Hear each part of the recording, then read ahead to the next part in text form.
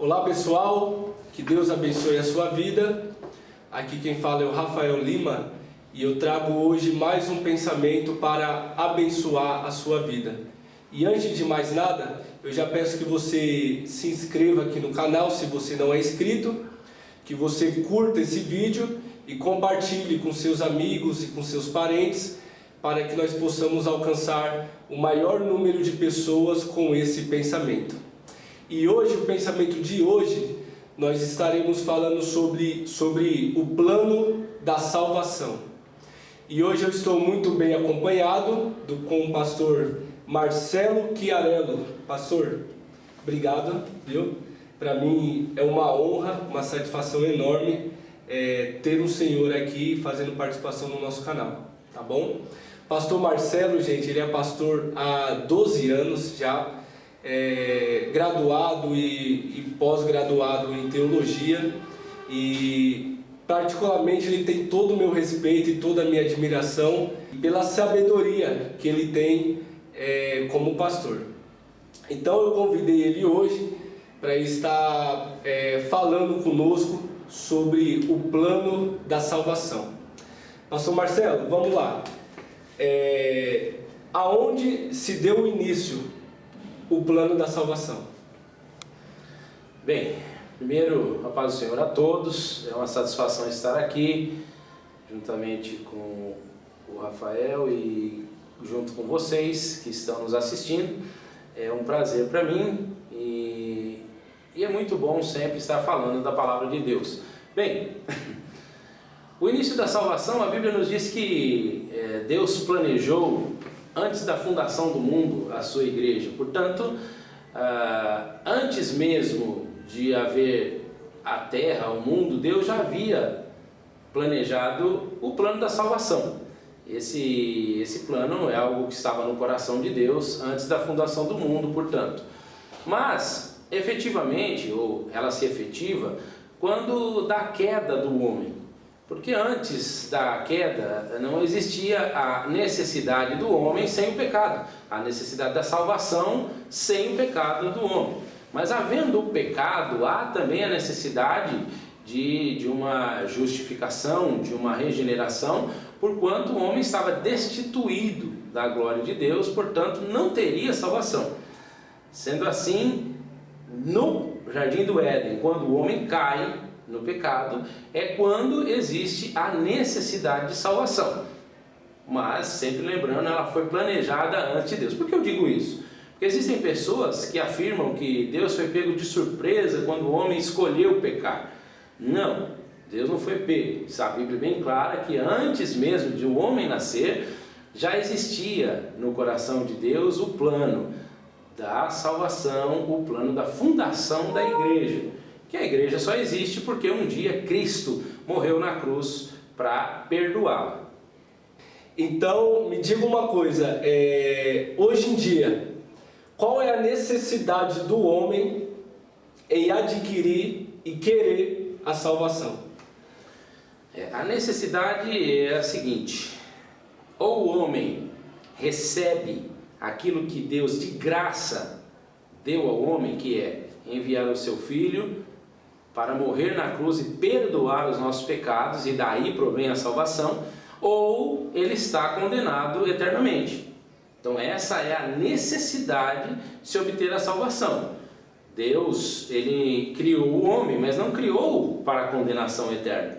Deus criou para a salvação eterna. Por isso, diante da queda, da escolha do homem, ele providenciou a salvação, ou seja, tornar essa regeneração, nascer de novo, tornar o homem ao estado em que Deus o fez, para que ele tenha o direito da vida eterna com Cristo na glória. Uhum. E assim, pastor, tem muita gente que confunde a santidade com a santificação. Explica para nós qual é a diferença dessas duas coisas. Veja, quando o homem aceita Jesus, reconhece que a morte de Cristo na cruz do Calvário, o sangue de Cristo derramado ali, é suficiente para perdoar o seu pecado, ele automaticamente é santificado ali, há nele uma limpeza, uma purificação. Ou seja, dali para frente, ele é separado já, recebendo essa salvação, por intermédio de Cristo, né, do sangue de Cristo na cruz do Calvário, ele é separado para Deus. Então agora ele é apto, ou está apto, a entrar no reino de Deus. Ele não entra ainda na glória de Deus, porque ele ainda está vivo, ele está aqui e ainda tem algumas coisas a fazer.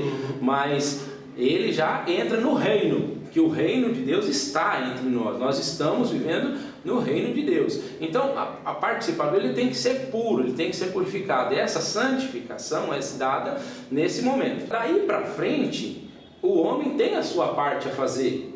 Que a sua parte é o quê? É continuar crendo na cruz, né? Crendo no sacrifício de Cristo, e o Espírito Santo que ora habita nele a partir desse momento, vai mostrar a ele o que é certo, o que é errado, o que deve e o que não deve fazer. A isso nós demos o nome de santificar. Ah, entendi. Que esse é o processo de santificar. O homem por si só não consegue, mas o Espírito Santo de Deus gera nele os frutos que o santificam. Quando eu olho para você eu não vejo, mas dentro de você existe o Espírito Santo de Deus que fazem você reagir de forma tal que é só o Espírito Santo que te capacita. É onde em Gálatas 5:22 nós vamos ver o fruto do Espírito, que lá você vai ter amar. Você vai amar sem razão? Vai amar sem razão. Por quê? Porque o Espírito Santo que está em você que faz com que você ame dessa forma. Que você tenha paciência, que você tenha a paz. Da onde vem esse gozo que o apóstolo Paulo fala? Não existe razão para ter esse gozo, mas vem do Espírito Santo que está em você. E assim, só para a gente finalizar, só com dois pensamentos. Tem muita gente que é uma boa pessoa, ajuda o próximo, não deve nada para ninguém, nunca fez mal na sua vida. E nós, pela Bíblia, uma pessoa dessa que nunca confessou a Jesus, mas que tem uma vida boa, ainda ela não é salva, certo? A Bíblia é muito clara que só existe um meio de salvação, só existe um caminho, uma porta e outros exemplos que a Bíblia nos dá, que se chama Jesus Cristo. Se não passarmos por essa porta, jamais conseguiríamos entrar no céu, jamais teremos direito à salvação. O único caminho é Jesus. Então, por mais privilegiado que seja o homem, por mais que as obras dele sejam lindas, só existe uma forma, é Jesus Cristo. Se não crer nesse sacrifício, se não acreditar no sacrifício da cruz do Calvário, não há como haver salvação. Isso mediante as Escrituras. Amém. E assim, nós vemos muito no ministério de Cristo que a maior preocupação dele era salvar as pessoas, né? E eu mesmo costumo dizer que os milagres de Jesus eram apenas um bônus. A maior intenção de Jesus era de salvar o homem, né? Jesus ele teve duas missões aqui que ela ficou bem caracterizada. E não era curar. Como você disse, pode ser chamado de um bônus, né? Fazer bem. Mas ele tinha duas missões que era característica do ministério de Jesus terreno, que era evangelizar, dizer que há salvação para a humanidade, e a salvação estava nele. E o segundo é fazer discípulo. Ele queria que essa igreja dali iniciada, ela continuasse. Então o que ele fazia? Ele dizia: olha, creia, eu vou morrer, esse templo será derrubado, eu vou embora, mas vocês ficarão aqui e terão que dizer a esse mundo que Jesus, ele salva. E até hoje nós estamos aqui dizendo: Jesus é o único caminho, Jesus é a única forma de salvação. Portanto, creia em Cristo, creia em Jesus, que é o único jeito de entrar no céu. Não adianta as suas obras serem boas. Veja, o salvo pratica boa obra por ser salvo, mas ninguém pode ser salvo praticando boas obras. Então nós temos que entender isso definitivamente. Praticamos boas obras porque fomos salvos, e isso pela graça, pelo sangue de Cristo na cruz do Calvário e pela fé que temos nele. Então essas são as bases que nós temos em Cristo, mas tudo por Ele, para Ele. Sem Cristo não há salvação. Amém. Graças a Deus. Pastor Marcelo, obrigado. viu? Eu fico Prazer, muito Deus. honrado e eu tenho, não é porque estamos aqui diante do vídeo, diante do Senhor, não. Eu falo para todo mundo que eu tenho uma admiração muito grande pelo Senhor. Viu? Obrigado. Então, para mim é um grande presente o Senhor ter aceitado o meu convite, tá bom? Um prazer. Obrigado. Gente, que Deus abençoe a sua vida e compartilhe esse vídeo com todo mundo que você acha que precisa ouvir essa mensagem. Fiquem com Deus e aguardem o vídeo da semana que vem. Deus abençoe.